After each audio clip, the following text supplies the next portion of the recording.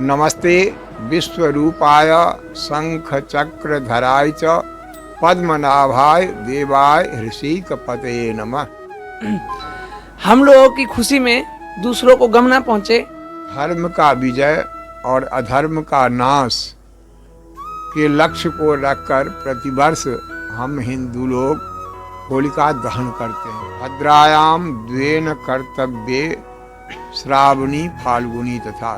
हे भगवान श्री विष्णु, जगत के स्वामी, आप जगत के जन्मदाता, पालक, संहारकर्ता सब हैं।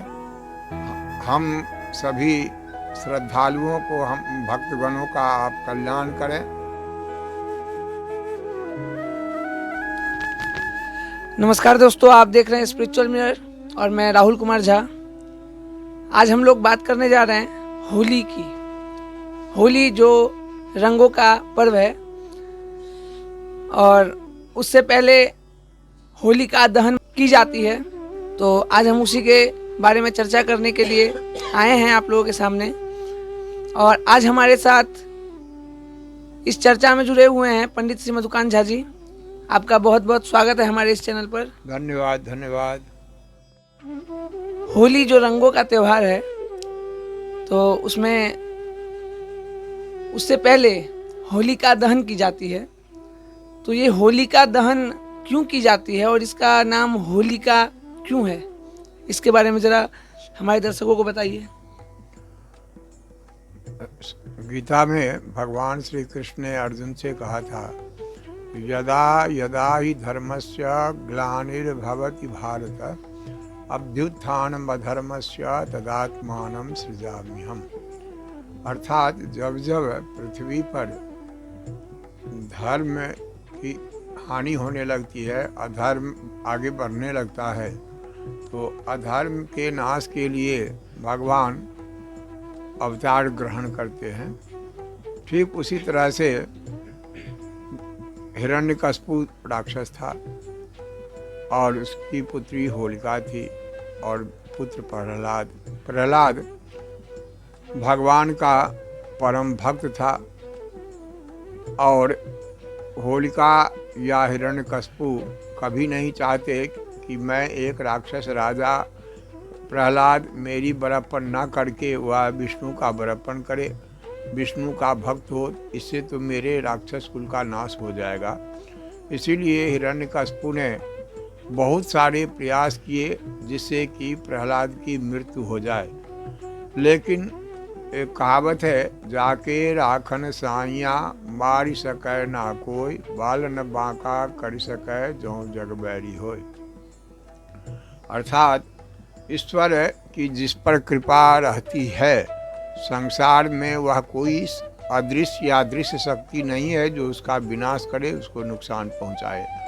ठीक यही बात यहाँ पर प्रहलाद के साथ भी है कि अंतिम उपाय हिरण्यकश्यप ने सोचा कि उन पुत्री होलिका को यह वरदान था, एक चादर से था जिस चादर को ओढ़कर अगर वह आग में भी बैठ जाए तो वह जल नहीं सकती। और अंतिम अस्त्र का प्रयोग हिरण्यकश्यप ने इसी से किया। होली अर्थात लकड़ी इकट्ठा करके उसमें आग लगा दी। हिरण्यकश्यप ने अपनी पुत्री को आदेश दिया कि वह वरदानी जो चादर है, जो आग से भी रक्षा कर सकती है, उसी में गोदी में लेकर प्रहलाद को उससे होलिका में चली जाए। ऐसा ही हुआ, लेकिन ठीक ईश्वर की कृपा से विपरीत फल सामने आया। वह चादर हवा के झोंके में प्रहलाद के शरीर पर पड़ गया। प्रहलाद सुरक्षित बच गया और होलिका जल गई। तो चूँकि उसका नाम होलिका था और वह पापिन थी, राक्षसी थी, और धर्म की विनाश की ओर ले जाने के लिए उसने इस तरह का कर्म किया जिसके कारण उसका सर्वनाश हो गया। वह वहीं पर चिता ही अब कहा जाए, तो उसमें वह जलकर भस्म हो गई और भक्त प्रहलाद सुरक्षित उससे निकला। और इसी को दर्शाने के लिए प्रतिवर्ष यह दिन यही फाल्गुन शुक्ल पूर्णिमा के दिन का था और इसी से उस दिन से धर्म का विजय और अधर्म का नाश के लक्ष्य को रखकर प्रतिवर्ष हम हिंदू लोग होलिका दहन करते हैं। होलिका दहन माने होलिका रूपी राक्षसी का दहन। और दूसरे भाव में अगर कहा जाए तो हमारे मन में जो कोई राक्षसी प्रवृत्ति है, अहित है या धर्म के विरुद्ध आचरण है, उसको हम संकल्प लेकर जलाते हैं कि हमारे हृदय के भीतर अगर कोई इस तरह की कुरीति है या हिंसा की भावना है या परोपकार से हम दूर हैं, तो ऐसे प्रवृत्ति को हम जला दें और हमारा शरीर ईश्वर में समर्पण हो, हमें ईश्वर की भक्ति जागे। इसी उद्देश्य से होलिका दहन किया जाता है, होलिका दहन। और उसी को चूँकि वह होली जलाई गई थी लकड़ी का, ऐसे मरने पर में चिता जो जलता है, लेकिन अगर कोई जीवित है उसको जलाने के लिए तो वह लकड़ी का जो ढेर रखा जाता है वही होली है। तो होलिका दहन इसी उद्देश्य से मनाया जाता है। एक ही मात्र है हमारे अंदर में, चाहे वह हमारे अंदर की बात हो या हमारे सामाजिक कुरीति में हो या फिर धर्म के विरुद्ध का जो आचरण हो, वह खत्म हो जाए और हम में धर्म की प्रवृत्ति का विकास हो। हम धार्मिक बने, हम ईश्वर की सत्ता को स्वीकार कर हमारे शास्त्रों में जो जीवन जीने का एक कला मौजूद है उसका अनुकरण करें, उस रास्ते पर चलें, ताकि इस लोक से परलोक तक का हमारा जीवन प्रशस्त हो सके। यही एकमात्र मुख्य उद्देश्य होता है। तो होलिका दहन के बारे में आपने दर्शकों को बता ही दिया कि होलिका दहन क्यों की जाती है। होली में तो हम लोग रंगों से खेलते हैं, गुलाल लगाते हैं, तो होली क्या है? होलिका दहन के लिए एक तिथि की संज्ञा आती है जिसको भद्रा कहते हैं। तो शास्त्र में वर्णित है कि भद्रायाम द्वेन कर्तव्ये श्रावणी फाल्गुनी तथा। श्रावणी का मतलब होता है रक्षाबंधन से, और होलिका दहन, ये दो चीज़ को भद्रा में वर्जित है।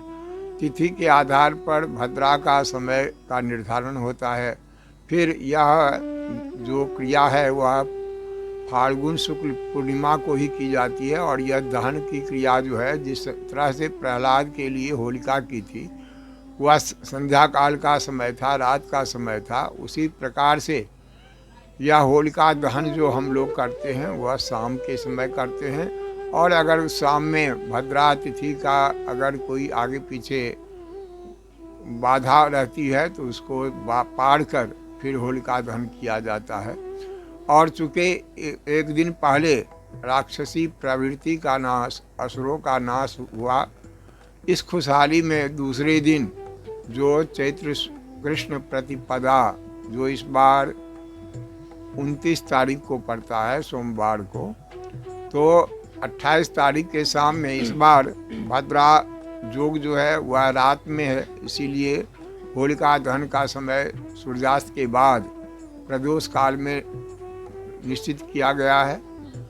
और रात में जब होलिका दहन हो जाता है, राक्षसी प्रवृत्ति का अंत होता है, तो दूसरे दिन खुशहाली के रूप में रंगों का त्यौहार करते हैं। या रंगों का त्यौहार ऐसे भी कोई विशेष प्रयोजन, खुशखबरी रहती है, कोई आनंद उल्लास का ये रहता है, तो हम लोग रंग अबीर का व्यवहार करते हैं।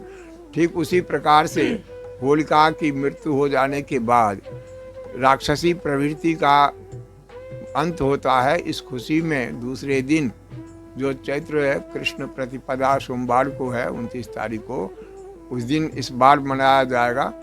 और विशेष करके इस स्पिरिचुअल मिरर के माध्यम से मैं श्रद्धालुओं से इस स्पिरिचुअल मिरर को देखने वाले हमारे प्रेमी जनों से आग्रह करूंगा कि एक साल तो हम लोग कोरोना के कारण बहुत कष्ट को भोगे।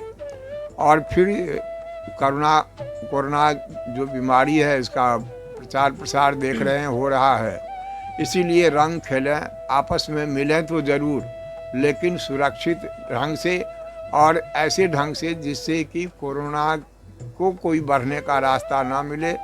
हम हंसी खुशी से मनाएं और हंसी खुशी रहें, कोरोना को अपने से दूर रखें। यह इस स्पिरिचुअल मिरर के द्वारा मैं अपने श्रद्धालुओं से, प्रेमियों से निवेदन करता हूँ कि सब कुछ करें, आनंद अवश्य मनाएं, आनंद का दिन है, लेकिन थोड़ी सावधानी से। आपका बहुत बहुत धन्यवाद कि आपने होली के बारे में इतनी सारी जानकारियाँ दी हमारे दर्शकों को। यह तो भगवान विष्णु की ही चर्चा का ये है उदाहरण, क्योंकि प्रहलाद जो था विष्णु भक्त था, तो फिर विष्णु के लिए ही एक आराधना।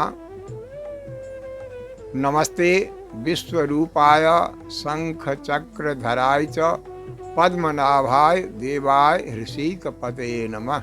हे भगवान श्री विष्णु, जगत के स्वामी, आप जगत के जन्मदाता, पालक, संहारकर्ता सब हैं।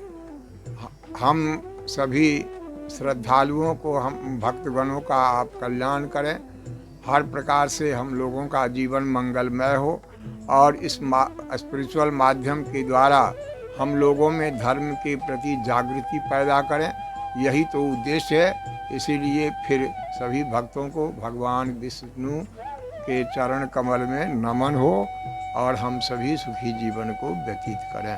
धन्यवाद। बहुत बहुत धन्यवाद। आप सभी का भी बहुत बहुत धन्यवाद जो लोग हमारे इस वीडियो को देख रहे हैं, और ये जानकारी को अपने तक ही सीमित ना रखें, इसको शेयर करें।